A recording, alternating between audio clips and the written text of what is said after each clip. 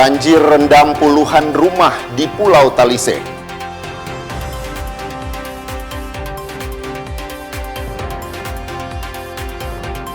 Safari Imlek Gubernur tingkatkan tali persaudaraan dan keharmonisan.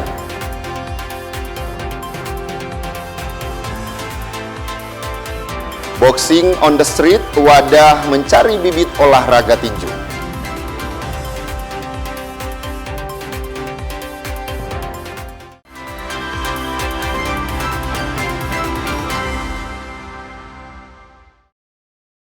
Selamat pagi, saudara. Apa kabar Anda hari ini? Kita jumpa dalam program Kompas Pagi. Selain 3 berita utama tadi, Anda juga bisa menikmati sejumlah informasi menarik lainnya yang dihimpun tim redaksi Kompas TV. Bersama saya, Davis Pinantoan. Inilah Kompas Pagi selengkapnya, hanya di Kompas TV. Independen, terpercaya.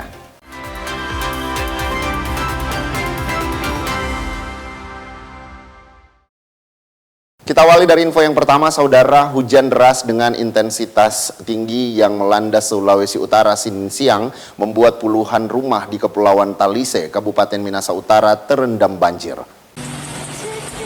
Inilah video amatir warga yang menunjukkan banjir di Desa Wawunian, Kepulauan Talise, Kabupaten Minahasa Utara. Hujan dengan intensitas lebat yang melanda pada hari Senin sore hingga petang ini membuat puluhan rumah warga terendam banjir sekitar 1 meter. Barang-barang milik warga tidak sempat diselamatkan akibat air dengan cepat masuk ke rumah warga. Warga terpaksa harus mengungsi ke rumah keluarga lainnya yang aman dari banjir sambil menunggu air surut. Kejadian itu sekitar jam 3 sore sampai jam 5, sekitar 20 rumah yang terdampak banjir di Desa Wawunian. Ketinggian air waktu itu sekitar 1 meteran lebih lah. Harapan kami dari masyarakat meminta kepada pemerintah Kabupaten Minahasa Utara dan Provinsi Sulawesi Utara supaya memperhatikan desa kami. Hingga Selasa sore banjir telah surut, namun warga pesisir di Talise masih khawatir dengan ancaman banjir rob atau air pasang laut akibat angin kencang dan hujan yang masih terjadi. Tim Liputan Kompas TV Minahasa Utara, Sulawesi Utara. Kita ke informasi berikutnya, saudara. 1 unit rumah milik warga di Kelurahan Siendeng, Kecamatan Kota Selatan, Kota Gorontalo, ludes terbakar. Kebakaran diduga dipicu arus pendek listrik. Dalam peristiwa ini, 1 orang penghuni rumah dilaporkan meninggal dunia. Kebakaran yang terjadi di Kelurahan Siendeng, Kecamatan Kota Selatan, Kota Gorontalo, menghanguskan seluruh bagian rumah milik warga. Api dengan cepat membesar dan melalap bangunan. Dalam insiden ini, seorang wanita berusia 48 tahun ditemukan meninggal dunia di dalam kamar. Korban diduga sedang tidur saat kebakaran terjadi sehingga tidak dapat menyelamatkan diri. Jenazah korban telah dievakuasi dan dibawa ke RSUD Alosabu untuk penanganan lebih lanjut. Penyebab itu apa ini? Koslet, dari listrik koslet. Koslet itu. Ini yang meninggal itu sampai kenapa meninggal? Apakah dia tidur atau apa? Iya, ada tidur, sementara tidur di kamar muka. Jadi dia mungkin mau kasih selamat, so tidak sempat lagi karena api itu dari atas itu. DP api yang muncul itu. Sebanyak 5 unit mobil pemadam kebakaran diterjunkan untuk menjinakkan si jago merah. Petugas berjibaku selama 2 jam hingga api berhasil dikendalikan dan tidak merambat ke rumah warga lainnya. Kendalanya kita kalau untuk proses pemadaman tidak kendala. Yang menjadi kendala memang kita ini adalah adanya keterbatasan suplai air. Itu sehingga petugas damkar itu harus bolak-balik mengisi air kembali baru melakukan pemadaman lanjut. Berapa unit pemadam Pak dikerahkan hari ini? Unit hari ini dari Damkar Kota Gorontalo 2 unit, dari Damkar Bone Bolango 1 unit, Provinsi 1 unit, ditambah dengan PDAM 1 unit. Kemudian dari teman-teman Polres Kota. Petugas kepolisian dari Polres Gorontalo Kota langsung memasang garis polisi untuk melakukan penyelidikan untuk memastikan penyebab pasti kebakaran. Akibat kejadian ini, kerugian ditaksir mencapai ratusan juta rupiah. Agustiar, Kompas TV, Gorontalo. Informasi berikutnya, saudara. Cuaca ekstrim berpotensi melanda sebagian besar daerah di Sulawesi Utara hingga 18 Februari. BMKG menghimbau warga untuk senantiasa berhati-hati. izin. BMKG Stasiun Meteorologi Samratulangi memperingatkan warga Sulawesi Utara untuk mewaspadai kemungkinan potensi cuaca ekstrim yang diperkirakan terjadi sejak tanggal 16 hingga 18 Februari. Ela Lathifa Wardani, perakirawan BMKG menyebut, potensi cuaca ekstrim itu dipicu oleh munculnya Madden Julian Oscillation atau MJO di sekitar wilayah Sulawesi Utara. Berdasarkan informasi pantauan dinamika atmosfer untuk tanggal 16 hingga 18 itu di wilayah Sulawesi Utara itu terdapat MJO atau Madden Julian Oscillation, kemudian juga gelombang Rossby dan juga gelombang Kelvin, di mana itu dapat menyebabkan peningkatan curah hujan di wilayah Sulawesi Utara, serta peningkatan aktivitas konvektif yang dapat memicu hujan dengan disertai kilat dan juga petir. Himbauan yang sudah dikeluarkan yaitu dari tanggal 16 hari ini hingga tanggal 18. Selain mengakibatkan hujan lebat dan angin kencang, MJO juga dapat berdampak terhadap peningkatan tinggi gelombang hingga mencapai 2,5 meter. Sung di Manderes, Kompas TV Manado, Sulawesi Utara. Saudara, Kodam 13 Merdeka resmi memulai operasi penegakan ketertiban dan operasi justisi tahun anggaran 2026. Operasi Gaktip dan operasi justisi ini merupakan bagian dari upaya berkelanjutan dalam meningkatkan disiplin dan kepatuhan hukum dan profesionalisme prajurit dan ASN di lingkungan TNI. Kasdam 13 Merdeka Brigjen TNI Justinus Nono Yulianto memimpin upacara gelar operasi penegakan ketertiban dan operasi justisi tahun 2026 di lingkungan Kodam 13 Merdeka. Upacara Ops Gaktip dan Ops Justisi berlangsung di lapangan markas Kodam 13 Merdeka dan diikuti oleh jajaran pejabat utama di lingkup Kodam 13 Merdeka, perwakilan Polri, serta undangan lainnya. Kasdam 13 Merdeka membacakan amanat Panglima TNI Jenderal TNI Agus Subianto yang menegaskan pelaksanaan Ops Gaktip dan Ops Justisi bertujuan untuk meningkatkan disiplin, kepatuhan hukum, dan profesionalisme prajurit serta ASN di lingkup TNI. Operasi ini pun menjadi langkah preventif dan represif dalam menekan terjadinya pelanggaran hukum di lingkungan TNI. Merujuk tema Ops Gaktip dan Ops Justisi tahun ini, yakni TNI Prima, Taat Hukum, Berdaulat, Indonesia Maju. Seluruh prajurit diharapkan berpedoman dan berkomitmen dalam menjaga kehormatan diri, satuan serta institusi Polri. Tadi di amanatnya Bapak Panglima TNI juga sudah menjelaskan bahwasanya terjadi penurunan angka pelanggaran di tahun 2025 dibandingkan dengan tahun 2024. Jadi penurunannya tadi kurang lebih ada yang 5%. Dan juga perkaranya 40% penurunannya. Ini merupakan langkah yang luar biasa. Tentunya harapan kita semua nanti di tahun 2026 akan semakin menurun. Ya, mudah-mudahan tidak ada pelanggaran sekecil apapun yang dilakukan oleh prajurit TNI maupun ASN. Ada bahan evaluasi? Ya, pelanggaran yang terjadi kalau kita selama ini melaksanakan operasi terkait masalah ketertiban berlalu lintas, karena kita operasinya kan sepanjang tahun, mungkin juga pelanggaran-pelanggaran selain lalu lintas, kira-kira Bapak dan Wamdam ya, disersi, TATI, ya itu yang dilakukan oleh prajurit-prajurit kita. Secara nasional berdasarkan evaluasi pelaksanaan tahun 2025, terjadi penurunan jumlah pelanggaran dibandingkan tahun sebelumnya. Pada Ops Gaktip, jumlah pelanggaran turun sebesar 5,62%, sedangkan Ops Justisi turun 40,64%. Kendati demikian, Panglima TNI menekankan seluruh jajaran tidak lengah dan terus meningkatkan pembinaan disiplin serta penegakan hukum secara konsisten dan profesional. Yana Meko Singal, Kompas TV Manado, Sulawesi Utara. Informasi Safari Imlek Gubernur, tingkatkan tali persaudaraan dan keharmonisan, akan kami hadirkan usai jedah berikut.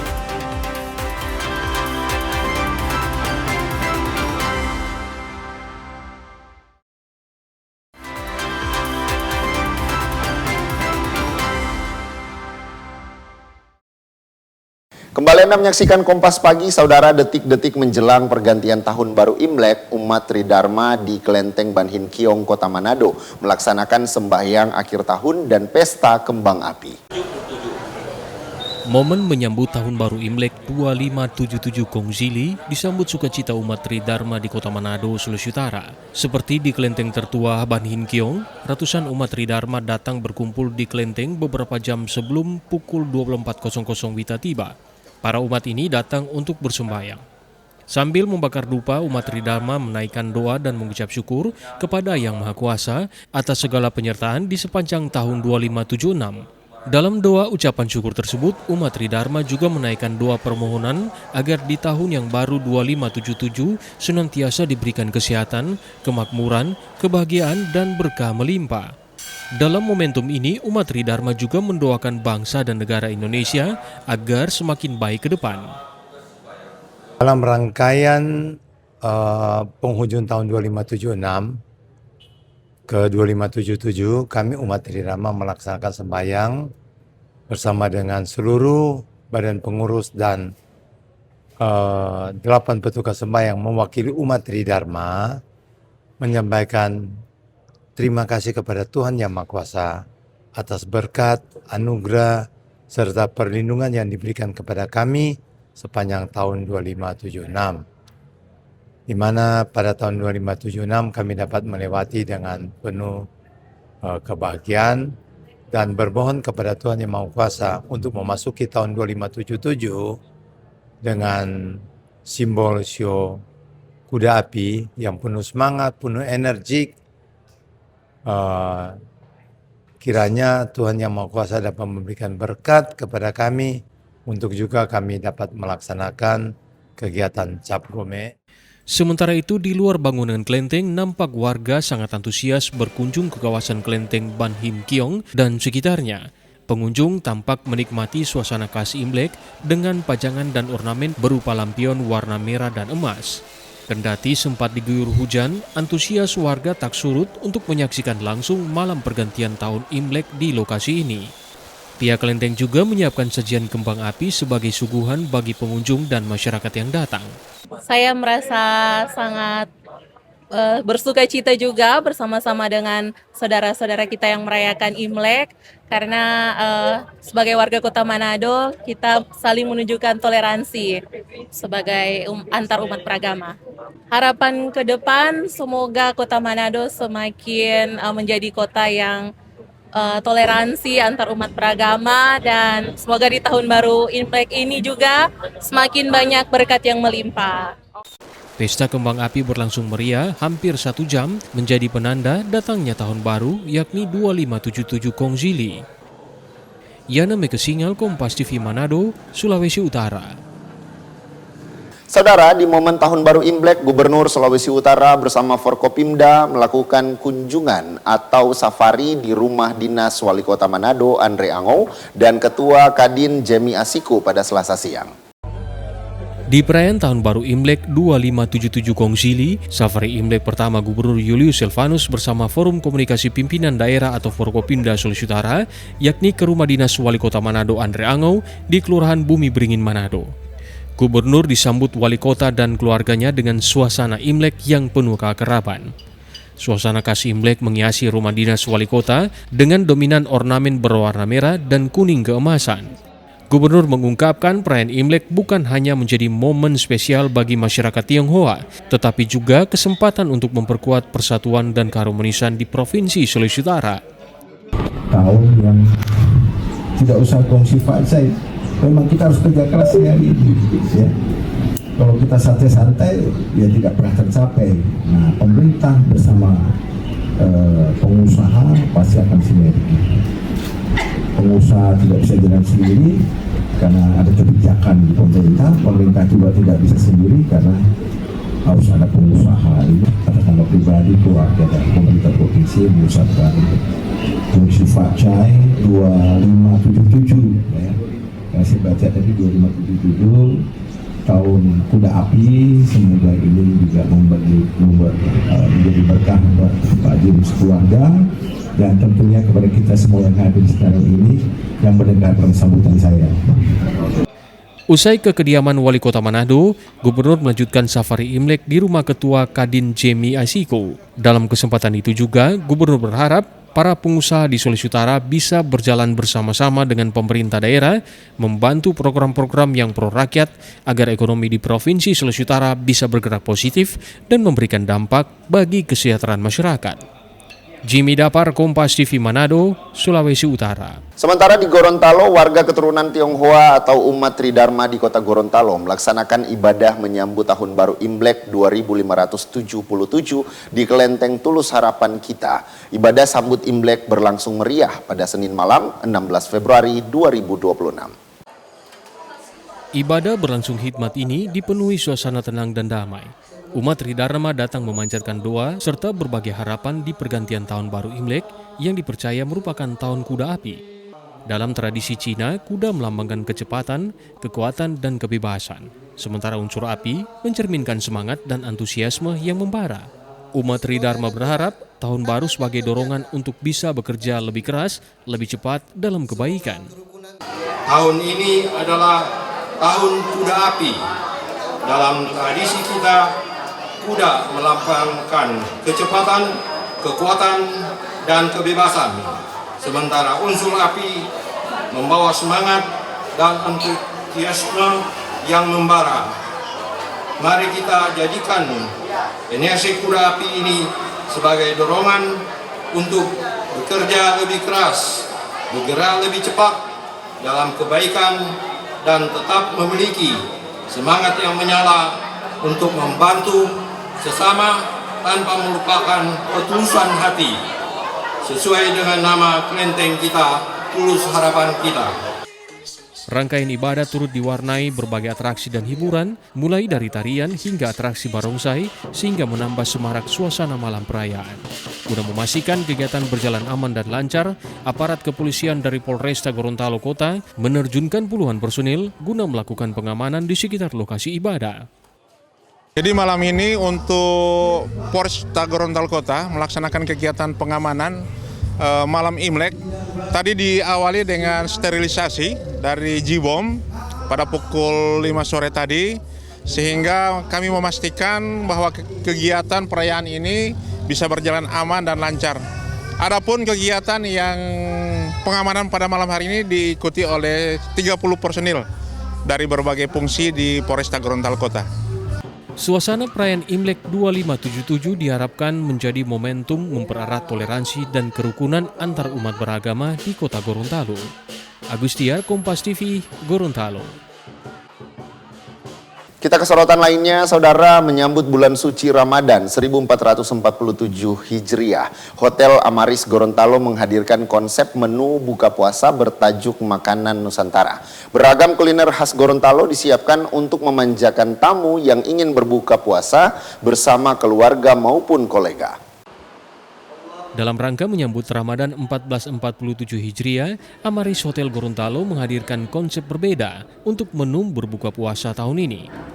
Mengusung tema Makanan Nusantara, hotel yang berada di pusat kota Gorontalo menyajikan aneka kuliner tradisional khas daerah, diantaranya milu siram, poki-poki atau terong santan, serta menu khas lainnya yang menggugah selera.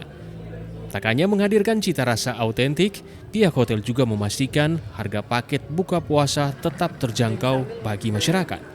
Konsep ini diharapkan dapat menjadi pilihan bagi warga yang ingin menikmati suasana berbuka puasa yang nyaman dengan sajian khas daerah.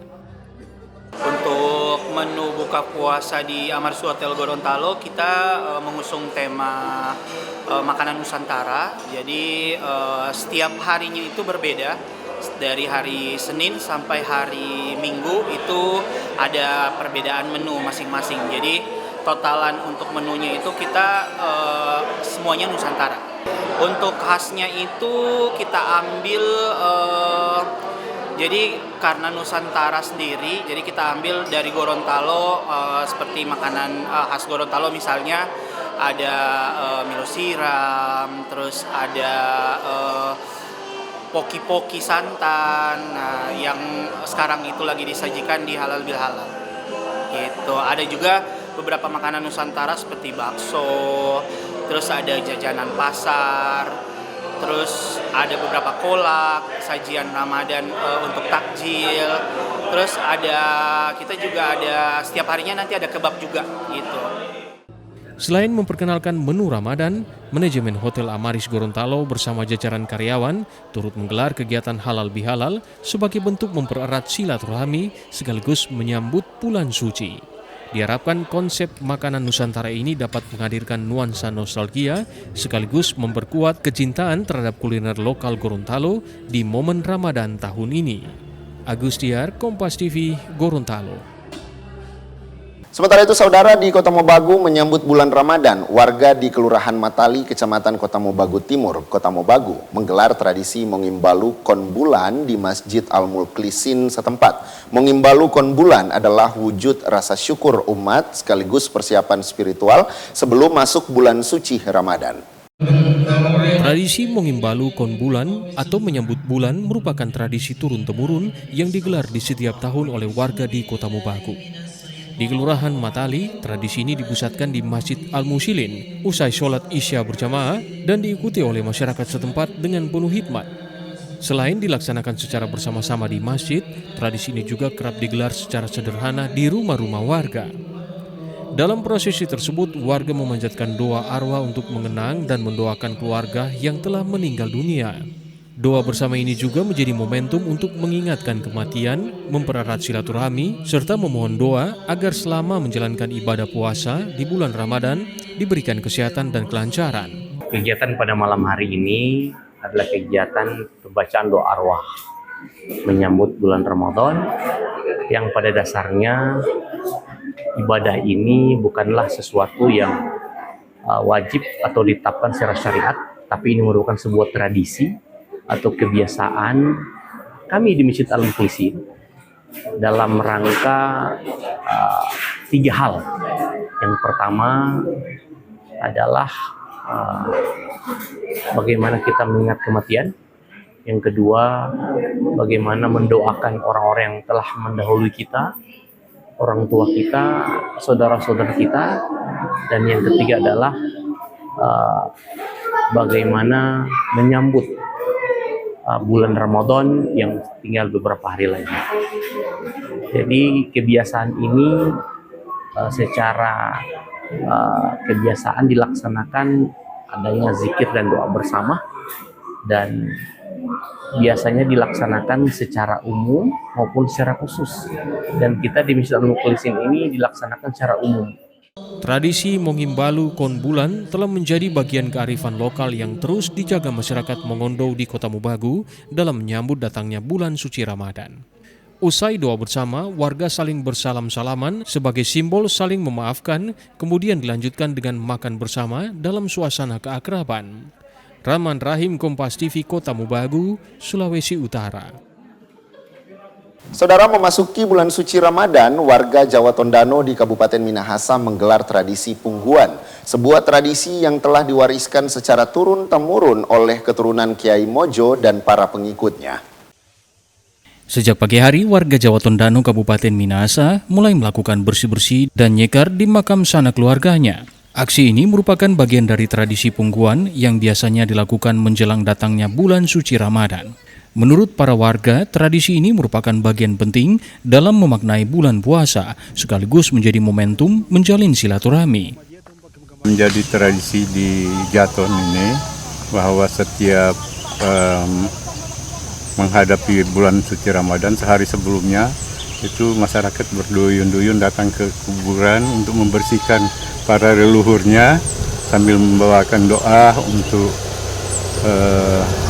doa arwah, sekaligus memohon keselamatan agar supaya dalam pelaksanaan ibadah puasa itu mendapat lebih banyak berkah dari Allah Subhanahu wa Ta'ala. Selain ziarah, silaturahmi, karena pada momen ini rata-rata yang turun ke Jawa pasti pulang, dan ketemunya ya di bulan ini kayak begini, kayak anak yang dari Jakarta ketemu di sini, itu rata-rata pasti ketemu di bulan ini.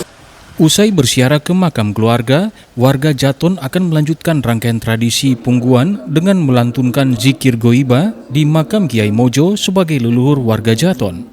Dalam zikir goiba, warga meminta perlindungan agar bulan puasa bisa berjalan dengan baik.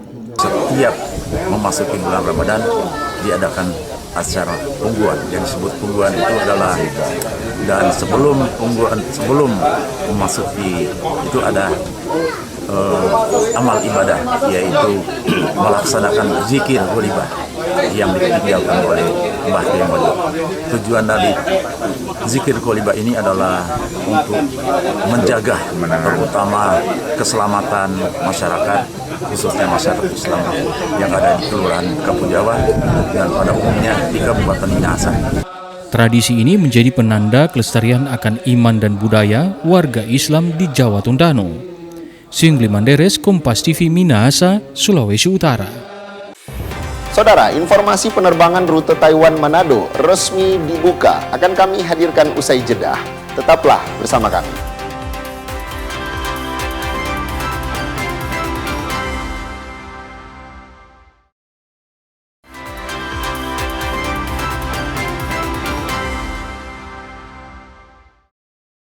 Jelang bulan puasa, harga bumbu dapur di pasar tradisional Kota Manado mulai mengalami kenaikan. Salah satunya cabai rawit dengan lonjakan harga lebih dari 50%. Sehari sebelum memasuki bulan puasa, harga cabai rawit di pasar tradisional Bersati Kota Manado mengalami kenaikan harga. Harga cabai rawit melonjak dari harga normal Rp40.000 menjadi Rp65.000. Kenaikan tersebut mulai terjadi sejak seminggu terakhir. Pedagang menyebut kenaikan harga itu dikarenakan minimnya stok yang masuk ke pasar. Yang naik ini rica. So cabai merah. Jadi berapa sekarang? Kalau rica ada 5. Dari? Iya, 1 kilo. Baru kalau ini 30. Ini rica naik, tomat naik, lebong turun. Rica berapa jadi berapa? Hah? Rica harga dari? Sekarang 65 eceran. Eceran? 65. Siapa harga naik, Om? Ya tergantung dari petani, penampung. Tergantung bahan masuk kamari. Kalau banyak murah. Kalau sedikit, biasa masuk anak motor, 1 otonya cukup lagi. Paling cuma 10 karung masuk kamari. Kalau dia banyak, murah. Kenaikan harga cabai diakui para pedagang juga mengakibatkan penurunan penjualan. Singli Manderes, Kompas TV Manado, Sulawesi Utara. Informasi berikutnya, maskapai Transnusa resmi membuka rute penerbangan internasional dari Bandar Udara Internasional Taiwan menuju Kota Manado. Di hari perdana peluncuran Sabtu malam 14 Februari, sebanyak 137 turis dari Taiwan disambut Gubernur Sulawesi Utara Julius Selvanus di Bandara Internasional Samratulangi. Penerbangan perdana Transnusa dari Taiwan ke Kota Manado menjadi angin segar bagi industri pariwisata di Sulawesi Utara. Pada peluncuran penerbangan perdana itu, pesawat tipe Airbus A320 berhasil membawa sebanyak 137 penumpang asal Taiwan disambut pemerintah Provinsi Sulawesi Utara. Gubernur Sulawesi Utara Julius Selvanus yang menyambut langsung ratusan turis dari Taipei ini berharap penerbangan Taiwan Manado akan menjadi angin segar bagi pariwisata di daerah. Gubernur juga meminta seluruh pihak agar menjadi tuan rumah yang baik. Saat ini saja, setiap 5 hari ke depan, itu kita akan kedatangan lagi dari Taipei. Kita berharap kami yang ada di Sulawesi Utara ini akan melihatkan segalanya dengan baik, dan saya berharap masyarakat Sulawesi Utara juga tuan rumah yang baik. Maskapai Transnusa akan melayani penerbangan pulang pergi Taiwan Manado pada tanggal 14, 18, dan 22 Februari 2026. Singli Manderes, Kompas TV Manado, Sulawesi Utara. Saudara, Direktorat Pembinaan Masyarakat atau Ditbinmas bersama Persatuan Tinju Amatir Nasional Sulawesi Utara menggelar kegiatan street boxing on the street yang dipusatkan di Taman God Bless Park Manado Senin sore. Kegiatan ini bertujuan menggelorakan olahraga tinju kepada generasi muda sekaligus ajang mencari bibit baru di olahraga ini. Boxing on the street dipusatkan di Taman God Bless Park Manado. Antusias warga dan peserta sangat tinggi terlihat karena banyaknya peminat yang menyaksikan kegiatan tersebut. Bahkan Gubernur Sulawesi Utara Julius Selvanus berkesempatan hadir untuk menyaksikan kejuaraan olahraga bela diri ini. Sebanyak 160 petinju ikut berlaga di kejuaraan ini dengan ikut di 6 kategori, yaitu kategori elit men putra-putri usia 19-40, kategori youthman putra-putri usia 17-18 tahun, kategori junior putra-putri 15-16 tahun, kategori mini junior putra-putri 13-14 tahun, serta kategori semi junior putra-putri 10-12 tahun. Saya melihat ini sangat bagus ya, ide Kombes Rio ini dengan kawan-kawan. Saya lihat antusias dari sasana-sasana ini, termasuk peserta atletnya ini sangat bagus ya persiapannya saya lihat ya. Dan semuanya saya melihat ada gentleman, ada kejujuran di dalam pertandingan ini. Nah tentunya ini modal ya, modal. Saya melihat kader-kader ini sudah dibangkitkan kembali, semangat olahraga kita, semangat pertinjuan kita, dan sudah dicontoh yang lalu ya, kita juga dapat emas dari Indonesia, khususnya Sulawesi Utara ya, di ajang SEA Games yang lalu. Jadi ini kebanggaan buat kita lah. Karena nak suka kalau orang pukul. Habis itu tamang jabul itu di sekolah, makanya suka ikut tinju. Ikut tinju, oke. Adik seberapa kali ikut lomba Dang sayang? Baru 2. Baru 2 kali. Pertama kali bagaimana? Menang, kalah atau apa? Kalah. Kalah. Sekarang? Untung. Boxing on the Street digelar selama 2 hari, mulai tanggal 16 hingga 17 Februari 2026. Kegiatan ini juga dilaksanakan secara rutin hingga ke kabupaten dan kota di Sulawesi Utara. Jimmy Dapar, Kompas TV Manado, Sulawesi Utara. Saudara, lebih dari 2.000 pelajar putri dari 128 sekolah ramaikan kompetisi sepak bola putri usia dini Soccer Challenge seri Jakarta. Lebih dari 2.000 peserta tercatat ambil bagian pada Soccer Challenge seri Jakarta yang digelar 12 hingga 15 Februari di King Kong Soccer Arena dan lapangan Brigif 1 Jakarta Timur. Animo besar ini membuat penyelenggara harus menggelar ajang kualifikasi sebelum masuk fase grup. Ini jadi sinyal menguatnya minat terhadap sepak bola putri usia dini di kota metropolitan. Pelatih kepala Soccer Challenge, Jackson F. Tiago bilang antusiasme peserta berbanding lurus dengan kualitas teknik yang meningkat. Ini tidak lepas dari persiapan serius yang dilakukan peserta sebelum kompetisi. Apalagi selain berlomba membawa timnya juara, talenta terbaik juga akan mewakili Jakarta di ajang Soccer Challenge All Stars. Untuk anak-anak itu bisa lebih berkembang, maju lagi dan berjenjang, mereka bisa meningkat. Karena pada akhirnya nanti mereka juga harus belajar bagaimana caranya bermain 11 lawan 11. Akan tiba masa seperti itu. Makanya ini adalah bagian dari prosesnya ya, proses yang kita lakukan, evaluasi kita. Ya tinggal melihat, semoga tetap permainan yang menarik kepada anak-anak nanti. Adapun penyelenggaraan Soccer Challenge kali ini juga didukung penuh Pemprov Jakarta yang menjadikan ajang ini sebagai etalase pemindahan sepak bola putri usia dini. Tim Liputan Kompas TV. Saudara, eksplor estetisme alam Indonesia, potensi sport tourism hingga kembangkan potensi atlet jadi ambisi Federasi Lari Trail Nasional atau PPLT yang kini dipimpin Bima Raya. Pernyataan ini dikemukakan Bima Arya usai resmi dilantik dan dikukuhkan KONI Pusat sebagai Ketua Umum PPLT periode 2025-2029. Lari trail sejatinya sudah populer di Eropa, namun baru mulai berkembang pesat di Indonesia sedekade ke belakang. Bima Arya menilai Indonesia dengan eksotisme alamnya punya potensi besar untuk olahraga lari trail. Potensi ini yang akan coba digarap PPLT sekaligus mengembangkan talenta atlet. Sejumlah agenda strategis sudah disiapkan, diantaranya penyelenggaraan Kejurnas serta kejuaraan ASEAN SEATRC di Gunung Gede Pengrango. Atlet terbaik juga siap diorbitkan ke panggung Asia melalui ajang APTRC di Tiongkok. Depan kami mentargetkan tuntas di seluruh provinsi di Indonesia dan juga mentargetkan keikutsertaan kami dalam PON berikutnya di NTT dan NTB. Karena itu kepengurusan kali ini akan fokus betul kepada pembinaan untuk menuju prestasi. Kemajuan dari lari trail Indonesia ini sangat pesat. Mereka tahun kemarin ikut eksibisi di Pekan Olahraga Nasional dan sekarang sudah 24 provinsi, dan saya yakin dalam waktu yang tidak lama akan lengkap di seluruh provinsi Indonesia. Mengapa?